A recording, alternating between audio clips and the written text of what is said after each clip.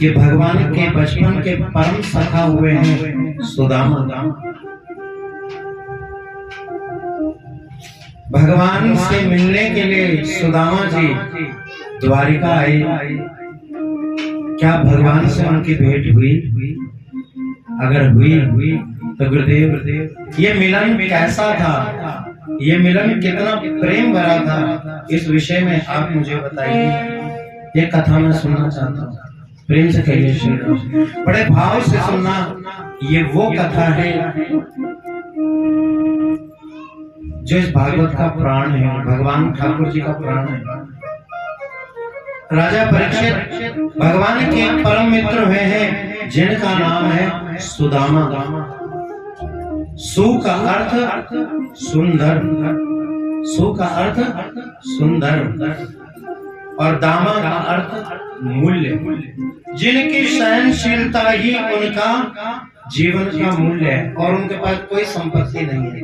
उनकी सादगी ही उनका मोल है, उनका सुख है, उनकी संपत्ति है। कृष्णस्य सखा कश्चित् ब्रह्मणो ब्रह्मवित्तमः विरक्त इंद्रियार्थेषु प्रशांतात्मा जितेन्द्रियः। कितना सुंदर लिखा है। प्रशांत आत्मा, जिनकी आत्मा शांत है, और जितेंद्रिया, जिन्होंने अपनी इंद्रियों को जीत रखा है। जो अपनी इंद्रियों को अपने वश में करते हैं वह है सुदामा। और हम लोग क्या कहते हैं कि सुदामा जी दरिद्र हैं। कहते हैं ना आप लोग, ये सुदामा जी दरिद्र हैं। लेकिन पुस्तक की दुकान से एक भागवत खरीदना और इस भागवत के अंदर इस 10वें स्कंद को, एकादश स्कंद को पढ़ना।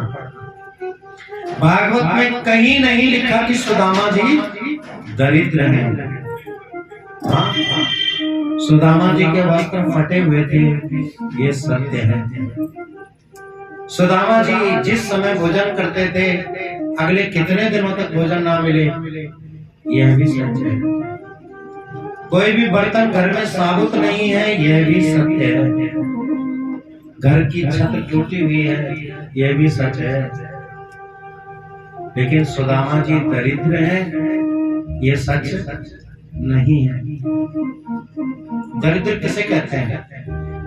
दरिद्र कहते हैं असंतोषी व्यक्ति को,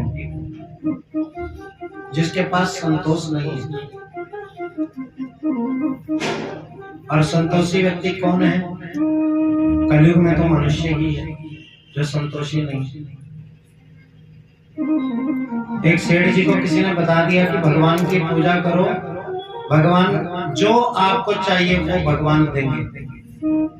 सो सेठ जी ने तपस्या करी, सो भगवान प्रसन्न है। भगवान ने कही, सेठ जी आप केवल मुझसे 3 ही वरदान मांग सकते हो बस। जिस दिन आपने मुझसे 3 वरदान मांग लिए, मैं अंतर ध्यान हो जाऊंगा। ध्यान रखना, इसलिए सोच समझ करके मांगना। 3 ही वरदान मांग सकते हो।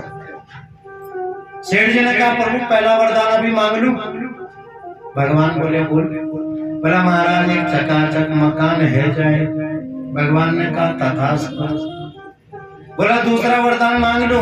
भगवान बोले, मांगो। बोला, प्रभु एक सुंदर सी गाड़ी मिल जाए, आने जाने में बहुत दिक्कत परेशानी। भगवान ने कहा, तथास्तु। भगवान ने कहा, जल्दी तीसरा भी मांगो, मैं चलूं। बोला, प्रभु मेरा तीसरा वरदान यही है कि ऐसा वरदान दे दो कि मैं 3 फिर मांग लूं। अगले दिन फिर भगवान को याद करा। बोला, प्रभु पहला वरदान मांग रहा हूँ, 56 भोग चाहिए।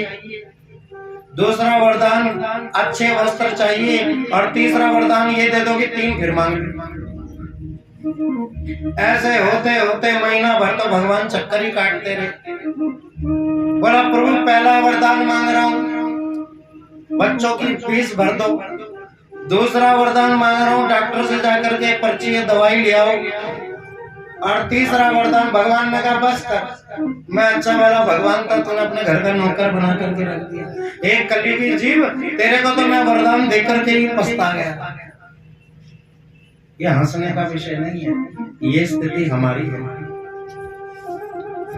आज हनुमान जी को धूपबत्ती दिखाई, श्री गुरु चरण सरोज रज, काम नहीं बना तो वो धूपबत्ती हनुमान जी के आगे से उखाड़ी और माता के आगे रख दी। हे माता रानी, नहीं मेरे छोरा की नौकरी नहीं लगी, और नहीं लगी तो वही अगरबत्ती वहां से उखाड़ी और भैरव बाबा के कान में जाके टांग दी। ये स्थिति हमारी है। हमें संतोष नहीं है, और जिसके पास संतोष नहीं है भागवत में उसे दरिद्र कहा गया है। प्रेम से कहिए श्री राधे, भाव से कहिए श्री राधे। लेकिन सुदामा जी निर्धन नहीं है, पत्नी है, नाम है सुशीला। जैसा नाम है वैसे ही गुण है, सुशील। एक दिन अपने पति के पास बैठी और कहने लगी, स्वामी शिवरंजनी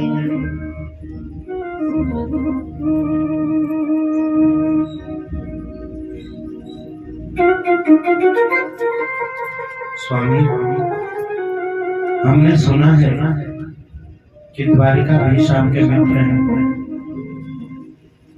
अपने मित्र से कितने वर्षों में तुम मिलने नहीं गए, जाकर के मिल के आओ।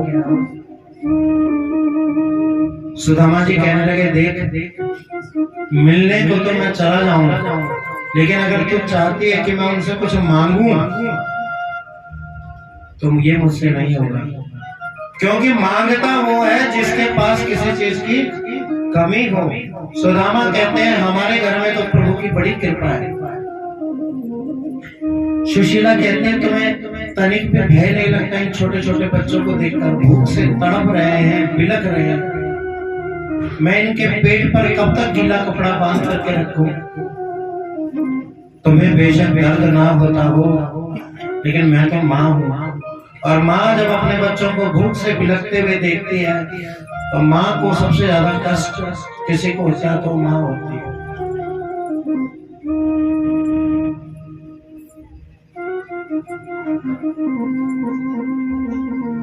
अरे सुशीला, तो ये बताना भगवान से कहूँ क्या? उसकी तो कृपा हमारे ऊपर भरपूर है। भगवान कहते हैं, सुशीला कहते हैं कि तुम जाओ। सुदामा जी कहते हैं, मैं जाऊं पर लेकर के क्या जाऊं? शास्त्र कहता है कुछ जगह ऐसी होती है जहाँ खाली नहीं जाना चाहिए। ध्यान से सुनना, कहाँ कहाँ खाली नहीं जाना चाहिए। शास्त्र कहता है, अगर आप बेटी से मिलने के लिए बेटी के घर जा रहे हैं तो कभी खाली हाथ नहीं जाना चाहिए। खाली हाथ जाओगे तो बेटी को बुलाना सुनना पड़ेगा कि तेरे मायके वाले आते हैं, और ना कुछ खट्टा और ना कुछ मीठा कुछ भी लेकर के नहीं आते। इसलिए बिटिया के घर जाओ तो कभी खाली हाथ मत जाओ। बहन के यहाँ जाओ कभी खाली हाथ मत जाओ। गुरु के यहाँ, ब्राह्मण के यहाँ जाओ कभी खाली हाथ मत जाओ। भगवान की कथा में, कीर्तन में और भगवान के मंदिर में जाओ तो कभी खाली हाथ नहीं जाना चाहिए। मित्र से मिलने जाओ, अपने दोस्त से मिलने जाओ तो कभी खाली हाथ नहीं जाना चाहिए। अपने सगे संबंधियों के मंगल कार्य में, शुभ कार्य में जाओ तो कभी ऐसे खाली हाथ हिलाते हुए नहीं जाना चाहिए। ये कुछ जगह बताई गई शास्त्र में जहाँ खाली हाथ नहीं जाना चाहिए। सुशीला, जाने को तो मैं चला जाऊं, लेकिन मैं अभागा अपने मित्र के लिए क्या लेकर जाऊं? मेरे पास तो कुछ भी नहीं है। सुशीला समझदार थी, जानती थी कि कृष्ण इनसे पूछेंगे तुम्हें क्या चाहिए तो ये मुंह हिला करके कहेंगे कुछ नहीं चाहिए। इसलिए सुशीला पड़ोस के 4 घरों में गई और 4 घरों से चावल मांग करके लाई। और जो 4 घरों से चावल मांग करके लाई, वो चावल अलग अलग तरह का था। कोई साबुत था, कोई पौना था, कोई आधा था और कोई किनकरी देवी। अपनी अंजलि में भर करके लाई, और जब कुछ बांधने के लिए नहीं मिला तो अपने ही पति का जो अंगूछा था, सुदामा जी का जो अंगूछा था, जो 20 जगह से फटा हुआ था, उसी की तह बना करके उसमें बांध दिया। जानती थी कि सुदामा जी तो कुछ कहेंगे नहीं, लेकिन कृष्ण ने चावलों की स्थिति को देखकर और इस कपड़े की स्थिति को देखकर सब समझ जाएंगे।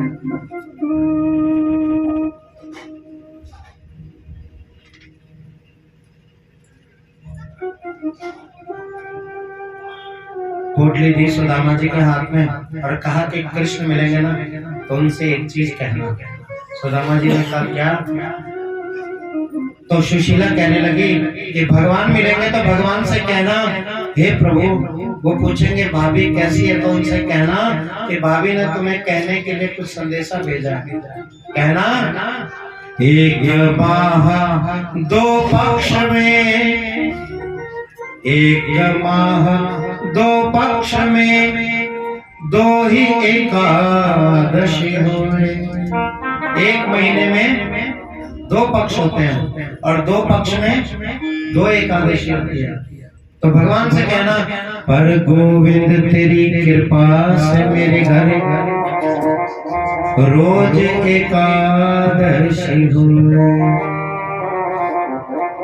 सुदामा जी कहते हैं हमारे घर रोज एकादशी है, रोज तुलसी का पानी पीते हैं, इससे बड़ी भगवान की और हमारे ऊपर कृपा क्या होगी। संसार के लिए लोगों के लिए 2 एकादशी और हमारे लिए सारे साल भर एकादशी। भगवान सुदामा जी अपना 2.5 पाव का दुबला पतला शरीर लेकर के चल पड़े। चलते चलते सागर पर पहुंचे। नाव चलाने वाले मल्लाहों ने कहा, प्रभु चलोगे? सुदामा जी ने कहा, पल्ली पार तो जाना है। नाव चलाने वाले मल्लाहों ने कहा, कुछ उतराई देने के लिए है? सुदामा जी कह रहे, नहीं महाराज, आपको देने के लिए किराए के रूप में ढेला भी नहीं है। सो सुदामा जी ने कृष्ण का नाम लेकर के मिट्टी का ढेला सर के नीचे लगाया और सो गए। सोचने लगे कृष्ण की इच्छा होगी तो जैसे तैसे करके द्वारिका पहुंच जाएंगे। मेरा गोविंद मल्लाह बन करके आया और मल्लाह बन करके सुदामा को उठाया और कहा कि ओ पंडित जी महाराज, ये आखिरी नाव है जो द्वारिका की ओर जा रही है, चलना है तो चलो। सुदामा जी कहते, महाराज जाना तो है, लेकिन आपको उतराई देवे के लिए मेरे पास कछु ना है। भगवान बोले, जा कहाँ रहे हो? बोला, द्वारिका जा रहे हैं। काहे खातिर? बोला, जो द्वारिका पर राजा है ना श्री कृष्ण, मेरा बचपन का सखा है, उसको मिलने जा रहे हैं। तो चलो अपने बचपन के किस्से सुना देना, मैं सुन लूंगा, यही उतराई है। नाव में बिठाया और सुदामा जी कहने लगे,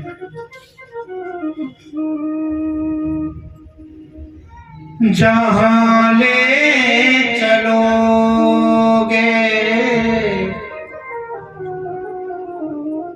वहीं मैं चलूंगा।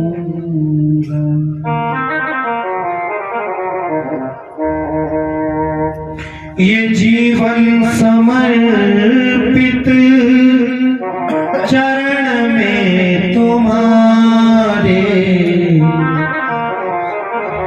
तुम्हें मेरे सर्वस्व प्राणों के प्यारे।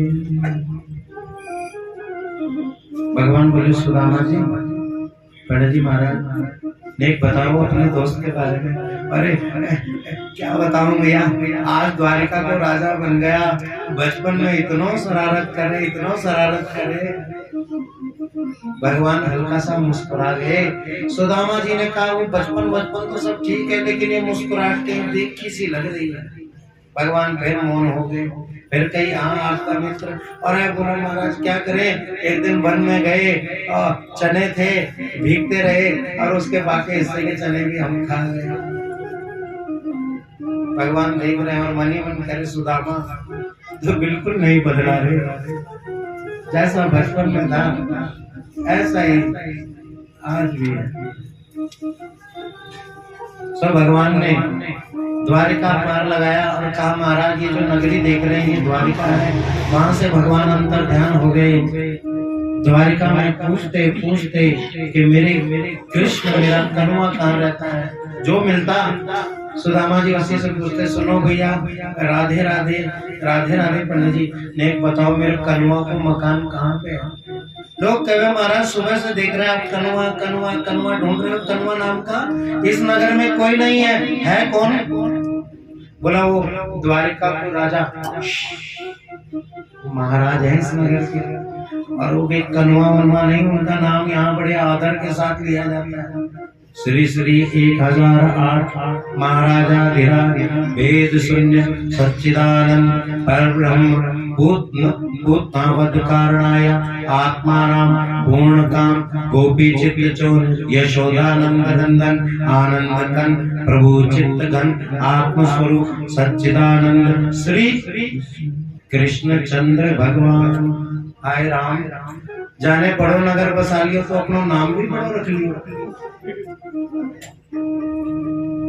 जितने मकान आपको दिख रहे हैं ये सब द्वारिकाधीश के मकान हैं, और अगर उनसे विशेष मिलना है तो ये सामने जो बड़ा सा भवन है इस भवन में वो सभा लगाते हैं, वहां आपसे मिल जाएंगे। द्वारपालों के पास सुदामा जी गए और द्वारपालों के पास जब गए तो द्वारपालों ने बिठाया भोजन कराया। जगराते वाले क्या दिखाते हैं पता? द्वारपाल धक्का दे रहे हैं, ऐसा भागवत में नहीं है। जो ब्राह्मणों का हितैषी हो उसके द्वारपाल भी ब्राह्मणों का सम्मान करने वाले हैं। सुदामा जी को शयन कक्ष में बिठाया, भोजन कराया और जा करके कहा कि महाराज आप विश्राम कीजिए, हम देखते हैं भगवान आपसे मिलने आते हैं या नहीं आते, हम आपका संदेशा लेकर करते हैं। द्वारपाल गए अंदर शिवरंजनी, और अंदर जाकर भगवान से बोले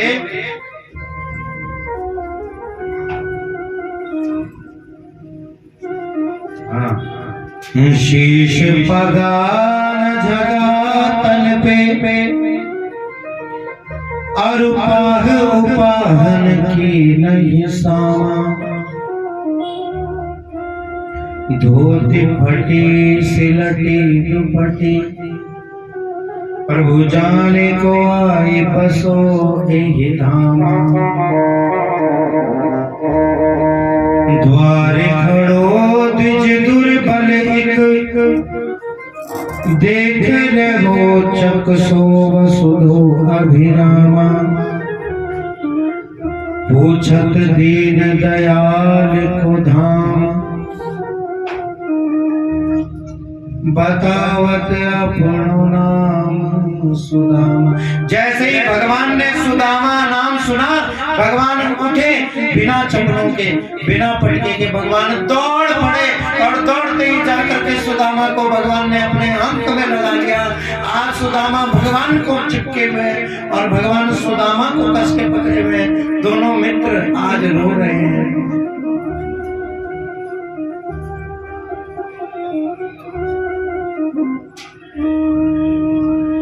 घंटों भर भगवान और सुदामा चिपके रहे, लेकिन कुछ देर के बाद दोनों के मन में विचार आया। देखो भगवान ने सोचा कि सुदामा जी का शरीर कमजोर है, अगर मैं इनको देर तक पकड़ के रखूंगा तो कहीं शरीर में इनको दर्द ना हो, इसलिए भगवान ने अपनी पकड़ को ढीला कर दिया। और सुदामा जी क्यों भगवान को छोड़ने लगे? सुदामा जी का भाव देखिए। सुदामा जी कहने लगे मेरे 2.5 पाव का शरीर है, हड्डियां कहीं भगवान को चुभ ना जाए, इसलिए सुदामा जी ने अपने पकड़ को ढीले कर दिया। देखो भक्त और भगवान के भाव। भगवान लेकर के आए हैं, और जिस आसन पर भगवान रुक्मणी के साथ बैठते थे उस स्थान पर भगवान ने सुदामा जी को बिठाया। स्वयं भगवान चरणों में बैठ गए और सुदामा जी के चरणों को देखने लगे तो सुदामा के चरणों से रक्त की धार निकल रही है।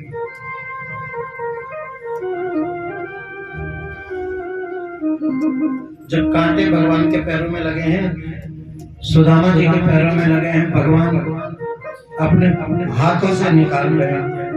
रुक्मणी को कहा, रुक्मणी जल लाओ, परात लाओ, मुझे पंडित जी के पांव पखारने हैं। रुक्मणी गई जल लेने, जब तक जल लेकर के आई, प्रभु ने अपने आंसुओं से ही भगवान स्वरूप सुदामा जी के पांव देखा। ऐसे बेहाल विवाहिन सो पुन, कंटक जाल पुनि पुन जाए। हाय महा दुख पायो सखा, तुम आए ते न किते बिन कोय। देख सुदामा की दीन दशा, करुणा करके करुणा कर रोए। पानी परात को हाथ छो नहीं, नैनन के जल सो पग धोए। भगवान ने सुदामा जी को स्नान कराया, सुंदर वस्त्र बनाए और पूछा, भोजन कराया। और भोजन के बाद दोनों मित्र एकांत में बचपन की यादों को ताजा करने लगे। बगल में पोटली दबाए सुदामा जी बैठे हैं, कृष्ण की दृष्टि बगल में दबी पोटली पर है। कृष्ण बोले, भाभी ने मेरे ताई कछु भेजो है। अब सुदामा जी ने भगवान का जब वैभव देखा, रानियों को देखा, ऊपर से नीचे तक स्वर्ण में लदी है, तो सुदामा जी ने कहा, मेरी भेंट तो इस वैभव के सामने कुछ भी नहीं है। अगर मैं कृष्ण को दूंगा तो कृष्ण तो हंसेंगे नहीं, लेकिन सारी रानियां भरी सभा में मेरा मजाक बनाएंगी। इसलिए सुदामा जी ने उस पोटली को कांच में दबाते हुए कहा, कृष्ण, तुम्हारी भाभी ने तुम्हें एक संदेशा दिया है कि यहाँ सब ठीक है। सुदामा तो बचपन में भी झूठ बोलता था और आज भी तेरी झूठ बोलने की आदत गई नहीं। कन्हैया देख, जोर जबरदस्ती ना करें, मैं तेरी पोल पट्टी सबरी तेरी पत्रियन के सामने खोल दूंगा। कन्हैया कहे, जा सखियन को सब पता है। भगवान ने पोटली को झटके के साथ छीना, पोटली को खोला,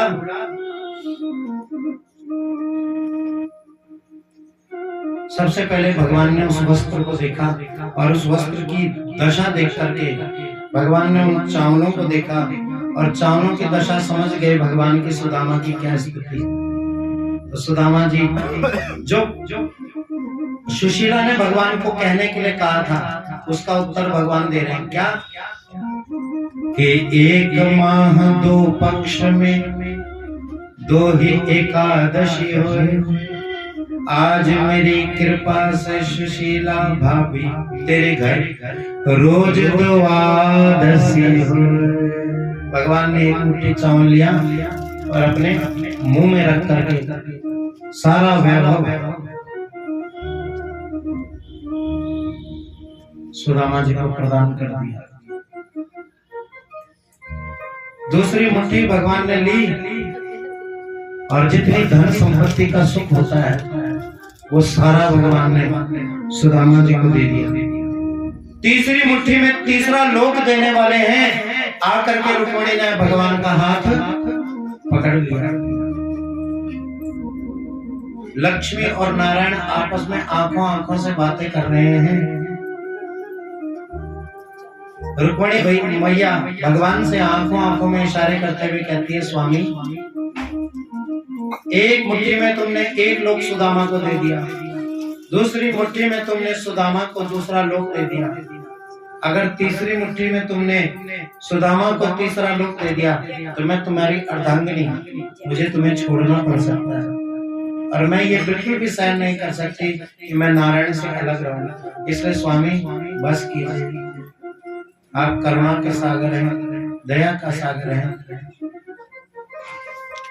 ये तो भगवान लक्ष्मी भगवान से आंखों आंखों में कह रही है, लेकिन सभा लगी है, सभा के सामने क्या कहा, बस करिए स्वामी, आप बड़े कोमल हैं, अगर आप कच्चे चावल ज्यादा खाएंगे तो आपके पेट में दर्द हो जाएगा। कच्चे चावल ज्यादा खाए के पेट में दर्द है जाएगा। स्वामी ने जा मुट्ठी रुक्मिणी ने वापस भगवान से ले ली। अब सुदामा जी क्या जाने कि सुदामा को क्या वैभव भगवान ने दे दिया। सुबह हुई, सुदामा से कहा, सुदामा नेक अपनी जारो है, जा कपड़े मैंने तो पहनाए जो उतार के जा, और जो पहन के आया था उन्हीं में जा। सुदामा जी सोचने लगे, मैंने सोचा वापसी में जाते हुए 18 54 लिफाफा कुछ तो देगा, जब ये तो राजा बनने के बाद कंजूस भी है, ना 18 ना 54 ना कछु लिफाफों, जो कपड़े पहनाए वो भी जाने उतार दिए। लेकिन भगवान कहते हैं, ये जीव तो जैसा है वैसा मेरे पास आ, मैं तुझे स्वीकारता हूँ। कोई अगर बदल के अपने आप को भगवान के सामने प्रस्तुत करे तो भगवान बनावटी को बिल्कुल पसंद नहीं करते। इसलिए हम जैसे हैं वैसे ही हम भगवान के निकट जाएं। भगवान ने सारा वैभव सुदामा को दिया, विदा किया, और सुदामा जब घर गए तो क्या देखते हैं कि सुदामा जी को सारा वैभव मिल गया। जो सुदामा जी ने नहीं मांगा वो भी सुदामा जी को मिल गया।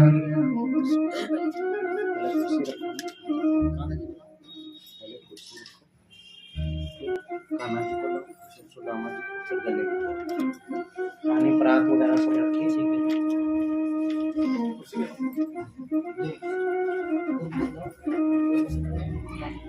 आज सुदामा जी को भगवान ने वो वैभव दिया जिस वैभव की सुदामा जी ने कभी कामना भी नहीं की थी। भगवान कितने दयालु हैं, कितने उदार हैं, कितने कृपालु हैं, जो आज भगवान ने सब कुछ देकर के भी सुदामा को भगवान ने सब कुछ दिया। ये होता है चरित्र। इसलिए आज भगवान का एक नाम पड़ा, दीन बंधु दीनाहारी। बोलिए दीन बंधु भगवान की। और दोस्ती हो तो किसकी? सुदामा और कृष्ण की। आजकल के दोस्त की तरह नहीं कि पास में पैसा है और पक्के दोस्त, और पैसा गया तो दोस्ती भी खत्म। आइए, बड़ी सुंदर सुदामा और कृष्ण की झांकी होगी। परिवार के लोग, सबसे पहले धीमान परिवार के लोग आएंगे, सुदामा जी के चरणों को धोएंगे। आपके घर सुदामा जी आए हैं, सुदामा जी के पैरों को धोएंगे। उसके बाद सभी लोग सुदामा जी का दर्शन करेंगे। एक ही कुर्सी रखो, भगवान नीचे बैठेंगे, कुर्सी में थोड़ी बैठेंगे। बोलिए कृष्ण सुदामा। और कैसी दोस्ती है ये? जगत की सबसे अच्छी दोस्ती है ये। हो कोई जब राह न पाए, मेरे संग आए, कि पग पग दीप जलाए, मेरी दोस्ती तेरा प्यार, मेरी दोस्ती तेरा प्यार। जब कोई राह न पाए, मेरे संग आए, कि पग पग दीप जलाए, तेरी दोस्ती मेरा प्यार, तेरी दोस्ती मेरा प्यार।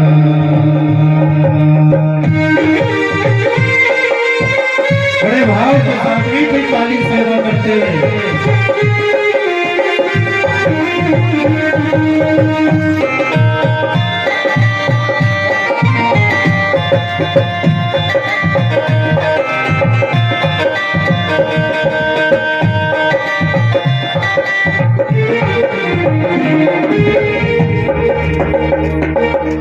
जीवन का यही है दस्तूर, जीवन का यही है दस्तूर, प्यार बिना अकेला मजबूर, प्यार बिना अकेला मजबूर, दोस्ती को माने तो सब दुख दूर, दोस्ती को माने तो सब दुख दूर। काहे कोई ठोकर खाए, काहे कोई ठोकर खाए कि मेरे संग आए, कि पग पग दीप जलाए।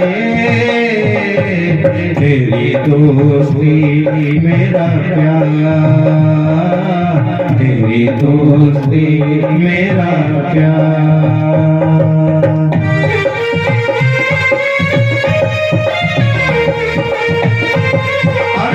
सुदामा जी आए हैं, कृष्ण भगवान दौड़ कर गए हैं और भगवान सुदामा को गले से लगाया है।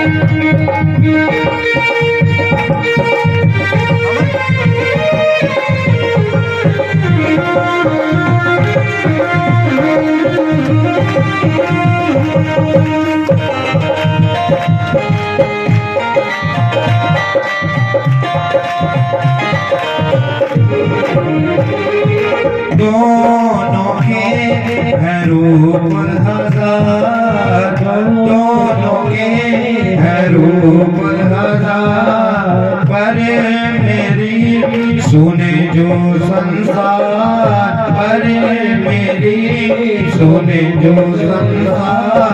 दोस्ती है भाई तो बहना है शाम, दोस्ती है भाई तो बहना है शाम। कोई मन चैन चुराए कि मेरे संग आए, कि पग पग दीप जलाए। तेरी दोस्ती मेरा प्यार, तेरी दोस्ती मेरा प्यार। ओ जब कोई राग पाए मेरे संग गाए, कि पग पग दीप जलाए। तेरी दोस्ती मेरा प्यार, तेरी दोस्ती मेरा प्यार।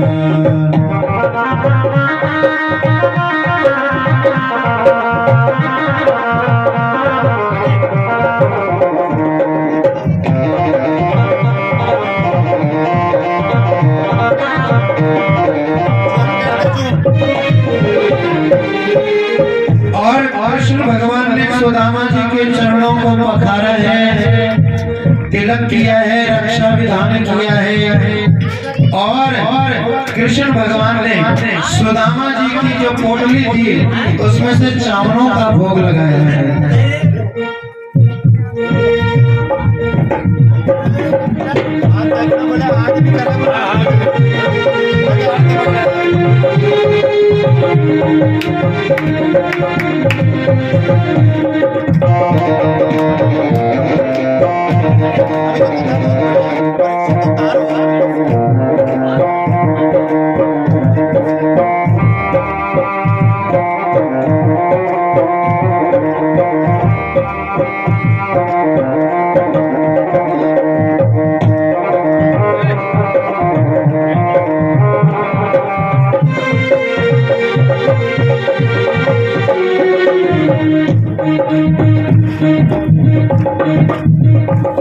दोनों के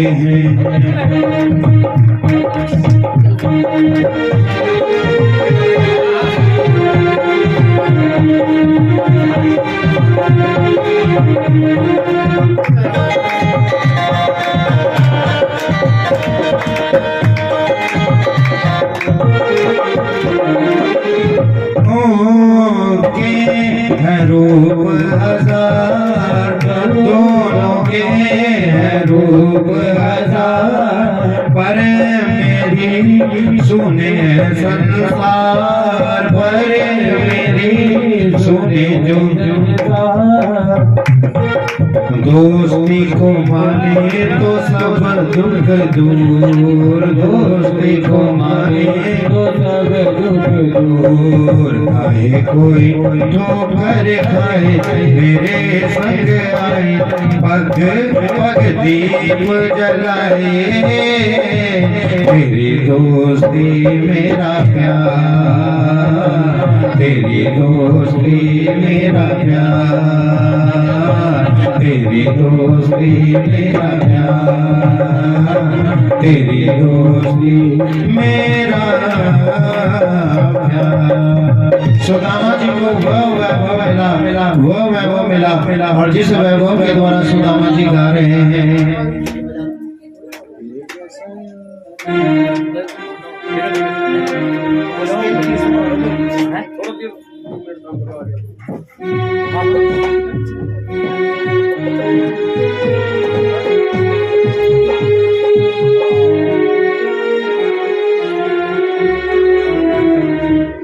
सुदामा जी कहने लगे,